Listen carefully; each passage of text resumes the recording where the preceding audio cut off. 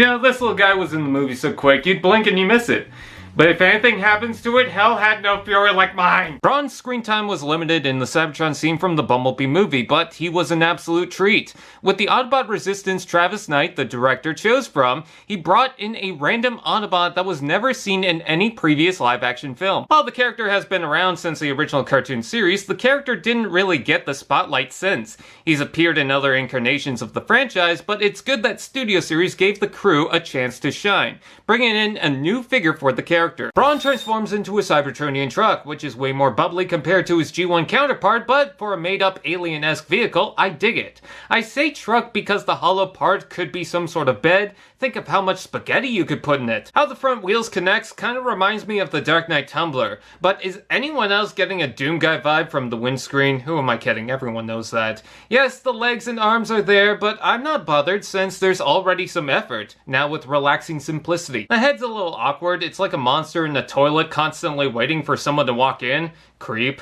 I think the shins are placed nicely over the wheels, though tapping it seems to be the hard part. Rolls pretty well though for a little computer mouse. With the weapons you can plug the large gun on top, though the connection is pretty loose. Surprisingly for someone that doesn't need to be clean to begin with, you can flip the grill and give him a driller mode. This is a really obscure reference to the original cartoon, so far off that I'd likely see it in a masterpiece. Behold, the Underminer! Actually, I think it's a Lego Power Miners mech. You could plug the blast effect if you want, or flip the feet out and make some boosters. Pull the legs out and hey, that's a little sus.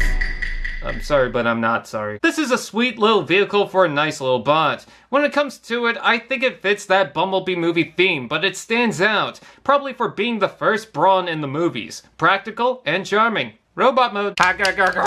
The transformation has a few neat tricks, but nothing is anywhere near complicated, which is actually such a relief. With Ratchet and Wheeljack being a little tricky, it's just nice to have a figure to relax to, going back and forth with ease. Oh man, what a charmer. Look at him. He's like an adorable little goblin. Sorry, B, I want this guy as the mascot. I'm serious. His short but powerful demeanor is precious. It's done so well that I'm sad when I see a Brawn still in stores. Please, adopt a Brawn. The Key Orange is the only somewhat vibrant color. The green is pretty faded and dark, but it suits him, especially faded into the gray and silver metal tones. I adored the torso like a jacket of armor. And look, he's got little steel-toed shoes. Oh, look at the shoes! I'm in love with the shape of the head, but the face is weird. Almost overly detailed and pretty thin, but check out the helmet. The slick, solid design is so simple, but I like how it's defined. And, sorry, but I had to do this. I'm the Juggernaut! Did someone say articulation? Head rotation, ball joint shoulders rotation below, double elbow, wrist rotation, waist rotation, hips out and in, forward to back rotation below, knee bend, toes move, and foot tilt. Posability isn't the best. The head's limited and the rotation in the upper arm is too difficult, so I'd rather it be lower, closer to the elbow.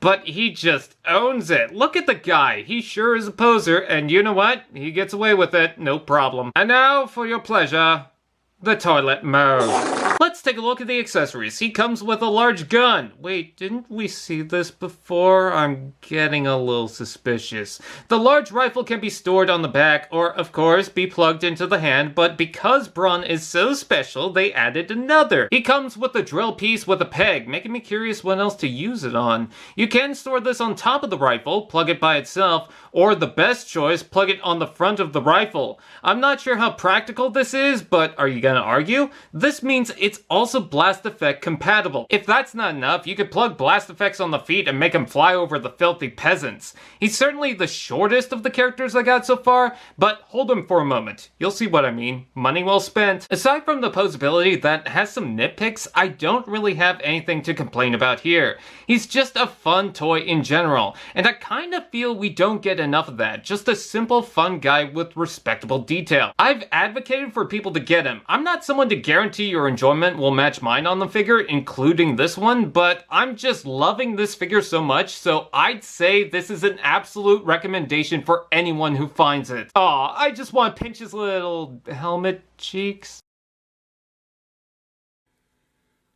AllSpark TV. Now that's just prime.